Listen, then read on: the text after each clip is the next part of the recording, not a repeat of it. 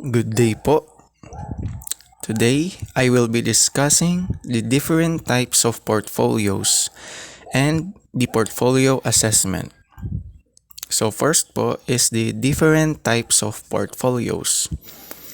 Number one is the showcase or presentation portfolio, a collection of best work. These types of portfolios focus on the portfolio as a product and are also typically called professional portfolios, formal portfolios, or career portfolios. When applying po sa job, sometimes po is nire-require po nila yung mga applicant to provide a portfolio. Yun po. One example po yun. In academic naman po, the contents that are added to showcase portfolios is written after the learning takes place, often with reflection from the student. Some schools po adopt the mantra of collect, select, reflect, and connect by Hughes 2008 po. The connect element is an interesting part po. It involves sharing student work with others, probably beyond the teacher, and actively seeking an audience and feedback. Yun po. In showcase portfolios, feedback po is a must po talaga. Next po is the process or learning portfolio, a work in progress. The second type of portfolio that we commonly see in more of a running record of learning. The purpose is to capture the learning process. It's also called a development portfolio, a reflection portfolio, or a performative portfolio. Sa tingin ko naman po lahat is tayo po ay nakaranas na gumawa po ng process or learning portfolio. Na-require din po tayo ng mga teacher natin minsan na gumawa ng ganito. Mostly po sa science subject. Yun po is parami po tayong activity nun na kailangang i-compile sa isang folder po. Ganun po. And the entries and artifacts that are added during the learning process is what we call the process or learning portfolio po. A process portfolio is not always a collection of students' best work. It can include a variety of learning attempts or unpolished documentation along with reflection on struggles and challenges. Yun po.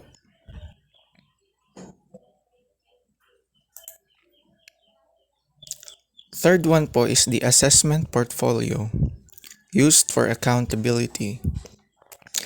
The assessment portfolio is used to document what a student has learned or demonstrate that they have mastered elements of the curriculum. Here, reflective comments will focus on how artifacts align with curriculum objectives. Yung tinutukoy po dito na artifact is the outputs of the students. Yun po. And yung kadalasan pong nilalaman ng assessment portfolio is the best works of the student. These types of portfolios may be more formal than a showcase or process portfolio.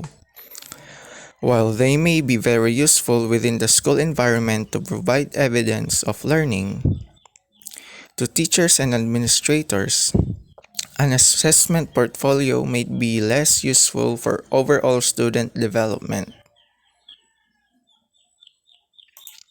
And the fourth one po is the hybrid approach.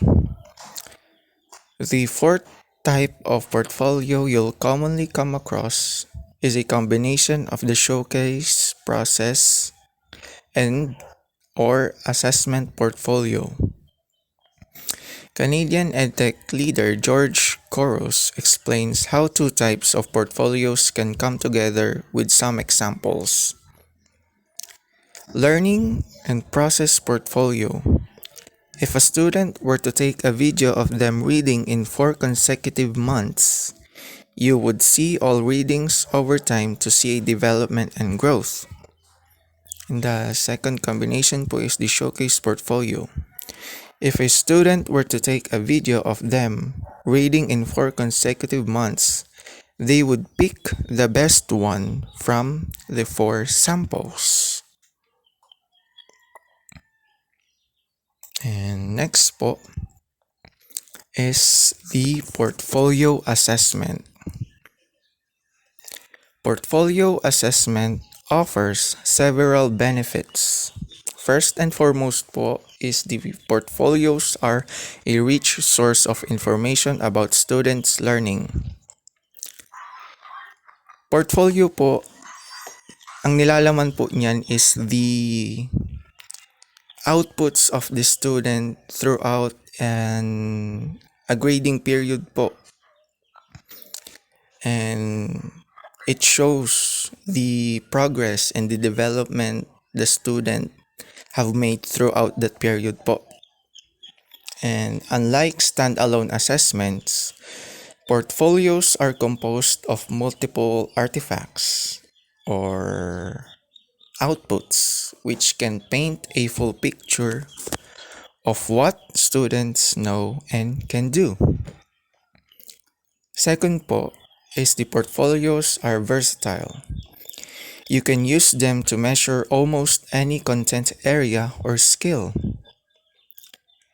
You can make a student do an essay or a drawing about the topic you discussed, and you can see that in their portfolio.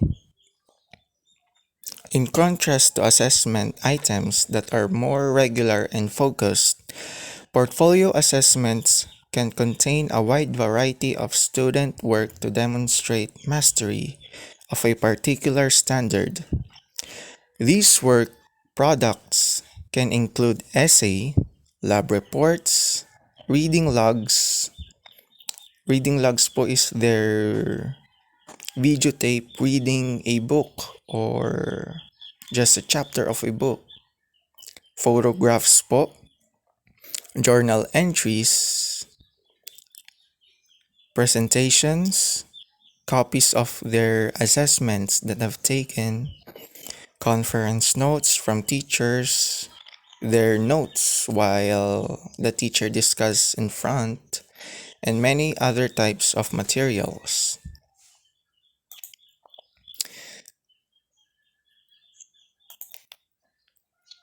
The third benefit po is the portfolio assessment can build students' self-confidence and self-appraisal skills through the opportunity they provide for students to reflect and celebrate their accomplishments.